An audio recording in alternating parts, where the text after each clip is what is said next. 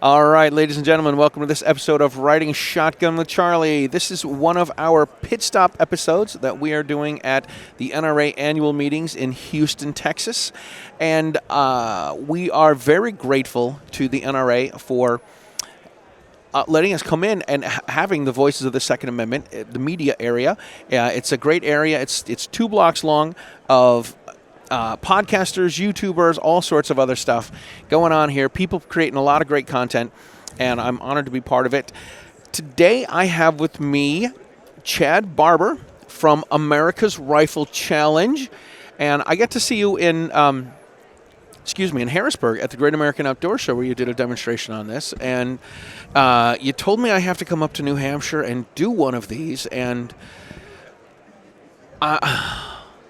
I'm going to embarrass myself by doing it, but that's okay. I'm going to do it. Chad, thank you so much for being on the show. Hey, thanks for having me.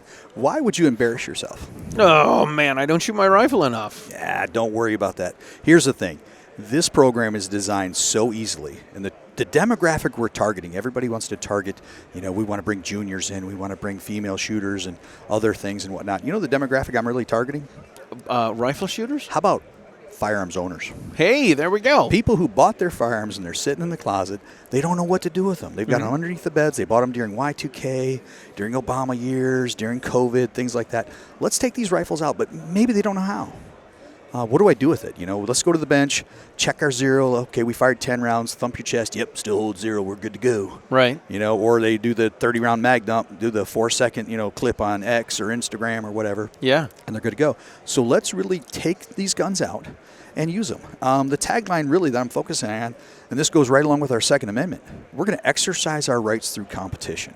Nice. And this year being our 250-year celebration of a nation, and let's be real, it really started a year before this. Absolutely. What's the date of this recording here, Charlie? We are recording this on April 19th, 2026, 251 years since the kickoff, since the third torch was lit at the for the American Revolution, so the English Civil War.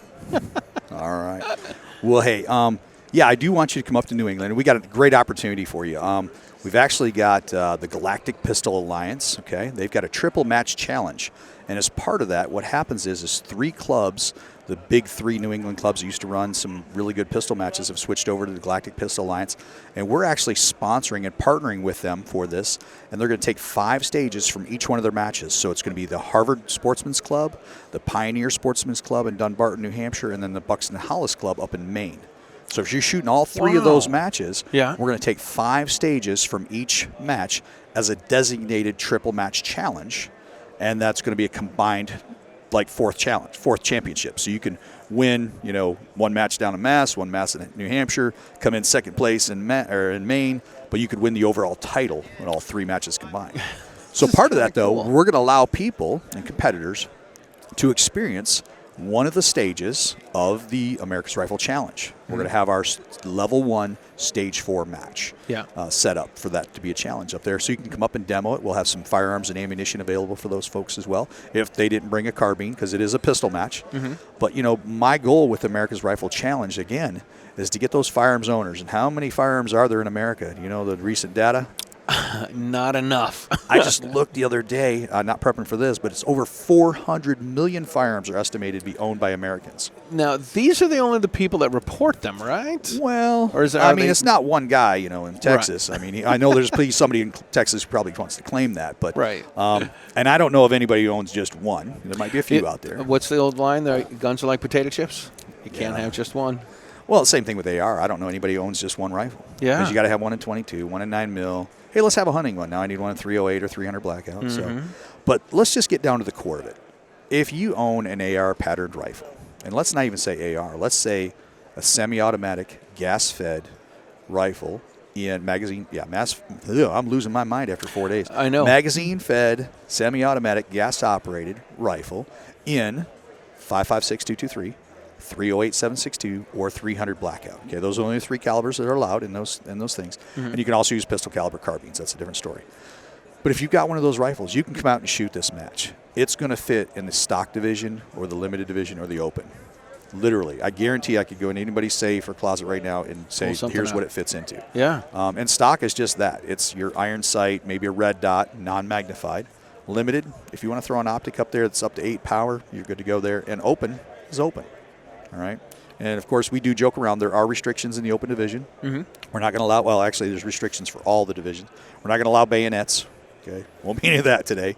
We're also not going to allow undermount shotguns and pistols. No undermount flamethrowers either, or zombie chainsaws. Oh, come on, man. But maybe we can talk some of you into an outlaw match. That'll be fun. There we go. You said it's open division. Open, well. None of those. Let's be realistic. But I mean, let's take that rifle out now and let's learn how to exercise its whole capabilities. And we're just going to start out right at 10 yards. And if somebody's never competed before or never really gone to any training before, how do we now follow those up commands and learn what to do? So we're going to start out close to the berm on a nice target that we've created specifically for this match, and you can come out. But maybe you're somebody who's never taken training before, and you're a little bit intimidated by, hey, how do I get involved in competition? Because it's not an easy jump to be a firearms owner. Just because you own a piano doesn't make you a musician. Absolutely. Same thing with a firearm. So now, as part of this program, maybe that's a big leap for you, just jump right into competition. We have a training program that can be offered at clubs or ranges across the nation. And you can take a level 1 training class, 2 hours in the classroom, go over the fundamentals, safety procedures, all that. And then we'll go out on the range for 6 hours, do all of our drills, and then we'll shoot the competition at the end to prepare you to now go out on your own and shoot this course. Now, if you have some skills already, you can come out and test them, jump right into a level 1, and you should be good to go. From there, though, let's stay on level 1 here. We're going to work all the fundamentals. We're going to start out at 10 yards. Again, reload drills, offset understanding, magazine changes, all transitions from left to right targets. Then we're going to start working out to 100 yards in all of our different positions, standing, kneeling, prone, sitting, and then we'll do a little bit of movement. All of those things are all under par times, very simple, very easily, but there's still a challenge. So even experienced shooters, nobody's cleaned it. Kyle Lamb's been part of this program since the conception of it. Yeah. And he's like, it's a challenge. Right. And it's there. So no matter if you're experienced or novice, it's going to quantify your skills at your level right now. Once you get to stage 4, though, now it's where you're no longer on a par time. You're now in that timer. It takes your raw time. So if you take 30 seconds to do it, that's going to be your time. You take 22 seconds, 0.4, that's your time. Your target from a 100 yards is going to be a 12-inch steel plate from 6 very key designated positions. So you shoot 1 through 6 and then back 6 through 1 all the way back. So 12 shot limited. Yeah. Only hits count. And misses add 10 seconds to your raw time. Whoa. So blaze through it 22 seconds, get 8 misses. You just added 80 seconds. So right. Accuracy matters. Yeah. How are we going to get our accuracy, though? By understanding the fundamentals of marksmanship. And that's the capability of it. So once you've done that, though, it's really fun because now let's say we have a big state match that just does the 4. And whether that state match is in Texas or it's in New Hampshire, they're all going to be fired the same. But now let's say 100 people go shoot the match. The top 10% can earn points towards distinguished to give you that goal to get that distinguished badge. Very cool. So we'll break that down. And those are all in the rules, very simple to do. So, if you're looking to host this at your club, you can go to arc.nra.org, download that rule book, read through it, look at the videos that take it very step-by-step how to run the match. Chris Serino narrates it right through. We've got people on the line. So a lot of people, kinetic learners, they need to see it. They need to feel it, do it. Yeah. We're good. But that's the easiest way just to jump right in. Very cool. We've also got a match director summit that I'm going to be doing here in about 2 weeks at Camp Atterbury. Yeah. We're bringing in people from all over the nation. We're going to teach them for 3 days how to run a match. Some of these folks have never used practice score. So we're going to go right from how to register a match, how to score these matches, how to run them, everything we've learned through all the action shooting sports over the years, and bring clubs and ranges up to speed. And then we're going to spend a full day on the range doing level 1. They're going to get to participate as a competitor. They're going to participate as a scorekeeper and as a range officer calling the line. Nice. So they're going to get that full immersive experience. And the next day, they got some homework. Now they're going to develop level 2 stages of fire, your run and gun. You want to shoot from cars, around walls, around barricades, tree stumps, rocks, tires, all the fun stuff. And because now we have the fundamentals from 10 to 100, Let's work out to 400 yards if your range will allow it. Wow. So That's a long way. no, it ain't. Okay. If you tell somebody it's hard, it'll be hard. But if you tell them it's easy, if they have the fundamentals and you lay down and they know they're dope, The fundamentals are the fundamentals. they don't know it's hard. Yeah. If you tell them it's hard, yeah, don't scare them off before they can get. This gun's going to knock you down. What do? They think it's going to down. Yeah. That's pretty wild, man. Is so you said the level 2, they're going to develop their own level 2. So the first one, level 1, is going to be standard for everybody. Level 2, is that standard, or is it going to be varied from? Level 2 has a series of rules that you have to follow. Okay. And those rules are just like, what the maximum round counts can be, or how to, if it's a level 2, because we do have a 2-gun component, what they have to do with the 2 guns, how to, what pistol rules are, how you get rid of your pistol, things like that, what you can do with it. So. Very cool. But it's going to be really free because we don't want to be so restrictive. There's a lot of different clubs that have different surface danger zones, so maybe they can't use rifles at their club. Well, they can use 9mm PCCs, Right. and now we can do a level 2 match, and we can shoot steel as close as 10 yards, so we can have a lot of paper-steel mix match that makes it fun. Or maybe we've just got a 25-yard range. I actually have reduced targets that were specifically designed for both indoor range and 25-yard pits to run a level 1 in. Cool. So that makes it really easy. That is pretty cool. This is where the science gets to be too much for me, right? I've done an Appleseed class 3 times. I've You got your rifleman flag, right? Let me tell you what I got. They have marksman, which is the bottom level. Then they have sharpshooter, and then rifleman. And I qualified as an Englishman, so I absolutely failed. And I had some guys from the Appleseed on here, and I said, listen, I think the MPOA is a bunch of crap, right? But then I'm like, well, I'm holding my hands too far out. It's too close. I never put my hand in the same spot. So I decided that I would try to use my 15-22, and I would put a grip on it so my hand goes to the same place every time, so everything starts to become consistent. So what I don't get is the whole when they talk about trajectory and you got to aim up and the bullet and it comes down, and part of me is like, if we're shooting at a simulated distance at smaller targets, do we really have to worry about the arch of the bullet? You know what I mean? Do we have to worry about the trajectory and that kind of stuff? You know what I mean? You're giving me the look like, Charlie, this is a bunch of crap, and these are all alibis.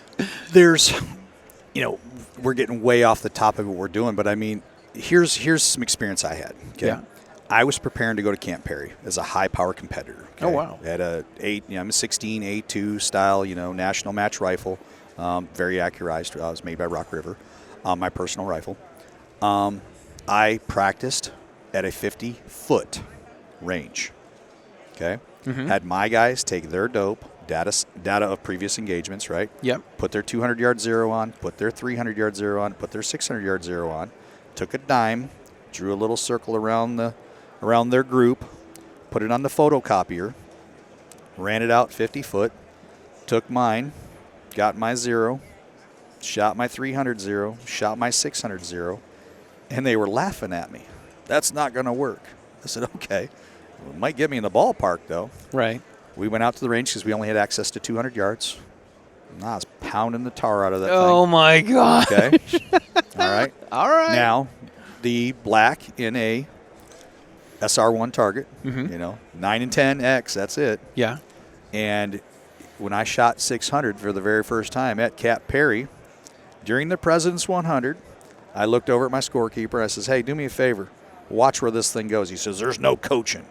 I said, sir, look at my 2 and 3 score. I'm not in the contention for the 100. Just let me know. I don't have any data at 600, and I want a responsible shot, so I'm not shooting somebody else's target. If it goes in the impact area, I don't care. I just don't want to get the guy on 5.2 or 5.0. You know what I mean? Yeah. And I hit a 7 in the black at 600. I was so excited I hit the black. Do you know what I didn't do? I didn't adjust my dope for the wind or elevation. I fired 2 more shots right in the 7 range. Oh, my God. And I went, wait a minute. Yeah, why don't you come up 3 minutes and come left 3 minutes? And next shot was an X. Oh, my God. I was so happy.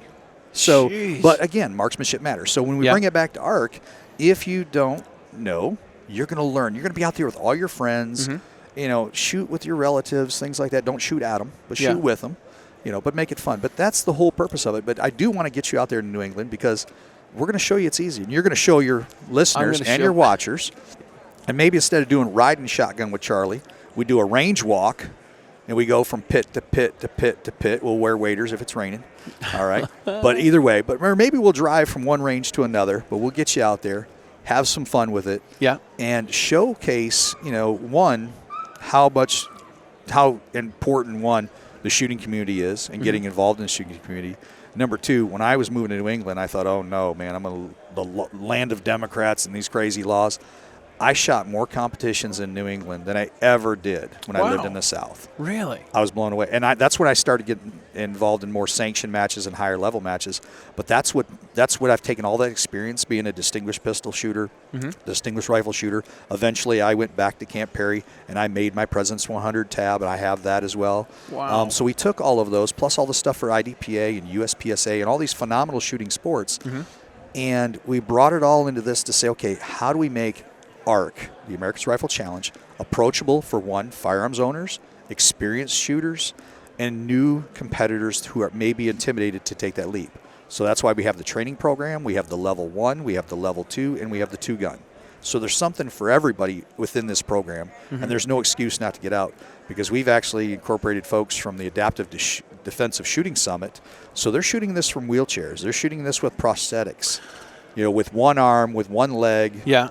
We have had blind guys shooting some stuff, not this match here, but I mean, we need to adapt our shooting sports to everybody and make it accessible, whether they're juniors that want to shoot just a .22 rifle and work our way up. I have all my limbs, and I also have all the excuses. Everybody's got an excuse. Oh, whether they're man. valid or not, There's another thing. Yeah. All right, well, listen, I'm looking forward to this. We're going to do this summer. It's going to be a lot of fun. We'll get some video. It's going to be a good time. All right, real quick, though, I do want to promote the fact that this is our 250-year celebration.